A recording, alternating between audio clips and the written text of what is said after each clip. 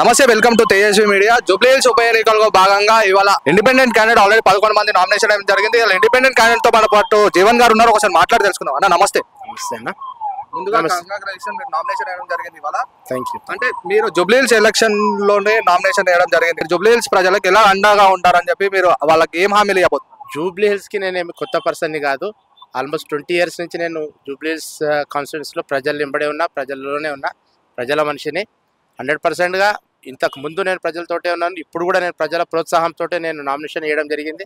అదేవిధంగా ముందు కూడా గెలిచినా ఓడినా నేను ప్రజలతోటే ఉంటాను. అంటే చూసుకుంటే ఇప్పుడు జూబ్లీ హిల్స్ కు పెద్ద ఎత్తున జూబ్లీ హిల్స్ మన ఎమ్మెల్యే కాలనీ పెద్దమ్మగుడి సంఘటన ఒకటి, వరదలు వచ్చినప్పుడు ఎమ్మెల్యే కాలనీ కానీ బంజారాహిల్స్ కానీ మొత్తం మునిగిపోవడం జరుగుతుంది. వాళ్ళకి ఎలాంటి హామీలు ఇవ్వబోతున్నారు మీరు? యాజ్ అన్ ఇండిపెండెంట్ క్యాండిడేట్ గా ముందు నేను ఏ విధంగా అయినా కానీ, ఏ విషయంలో అయినా కానీ నేను ముందు అడుగునే ఉంటా.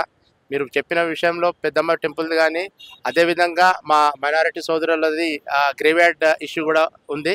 సో ఆ రెండింటికి భగవంతుడి దేవల్ల గెలిస్తే 100% ప్రయారిటీలో ఫస్ట్ ఆ రెండు గ్రేవ్యార్డ్ది అండ్ గ్రేవ్యార్డ్ విషయము, ఆ టెంపుల్ విషయంలో ఫస్ట్ ప్రయారిటీగా ఆది పనుల మీద ఉండాలని కోరుకుంటున్నాను. అంటే మీరు జూబ్లీ హిల్స్ ప్రజలకి ఇప్పుడు ఇండిపెండెంట్ గా క్యాండిడేట్ గా ఉన్నారు. ప్రజలల్లో మీరు ఏం కోరుకుంటున్నారు? ప్రజల నుంచి మీరు ఇప్పుడున్న పరిస్థితుల్లో ప్రజల నుంచి ఏం కోరుకుంటున్నారు? అంటే ఇప్పుడు కాంగ్రెస్ నుంచి నవీన్ యాదవ్ గారు ఆల్రెడీ ఎంఐఎం నుంచి పోటీ చేయడం జరిగింది. లంకా దీపక్ రెడ్డి ఆల్రెడీ 2023లో ఆయన బీజేపీ క్యాండిడేట్ నుంచి. ఇప్పుడు ఇంకోటి ఏంటంటే బీఆర్ఎస్ నుంచి మాగంటి గోపీనాథ్ చనిపోయిన తర్వాత వాళ్ళ సతీమణి సునీత గారు వచ్చారు. అంటే సానుభూతి ఓట్లు మాగంటి గోపీనాథ్కి పడే అవకాశం ఉన్నది. ఇక్కడ ఆల్రెడీ ఎంఐఎం క్యాండిడేట్ లేకపోవడం వల్ల ఇప్పుడు కాంగ్రెస్ కి సపోర్ట్ ఎంఐఎం ఆల్రెడీ చేస్తున్నది. అంటే మీరు ఎలా గెలుస్తారని చెప్పి మీరు అనుకుంటున్నారు? ఇంతకు ముందు అందరి పేర్లు చెప్పినారు మీరు. వాళ్ళకి వాళ్ళ బలం ఉన్నది, నాకు నా ప్రజా బలం ఉన్నది. ప్రతిసారి డబ్బులు పనికిరావు, ప్రతిసారి సింపతి పనికిరాదు.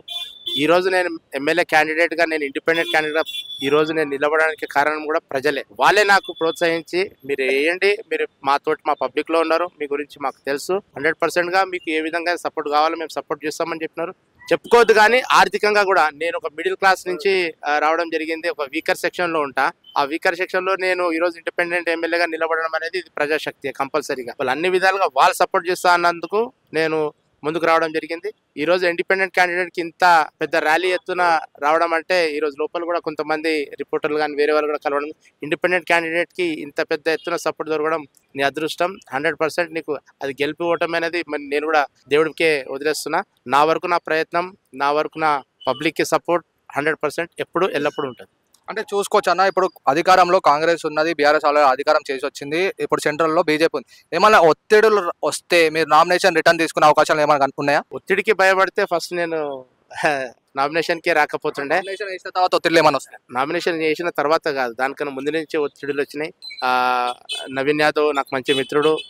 బీఆర్ఎస్ పార్టీలో కూడా నేను మాగంటి గారితో పనిచేయడం జరిగింది. ఆయన కూడా నాకు చాలా మంచిగా ఆదరణతోటి నన్ను పార్టీలో పెట్టినారు. సో నేను ఎవరి మీద నేనేం కమెంట్ చేయదలుచుకోలేదు. నేను పబ్లిక్ గురించి ఉన్నాను, పబ్లిక్ గురించే నేను ఇప్పుడు సేవలో వచ్చినాను. వాళ్ళ సపోర్ట్ తోటి నేను గెలుస్తాను. అది అన్ని ఓట్లు అనేది చెప్పడం అన్ని బెస్ట్ మాటలు.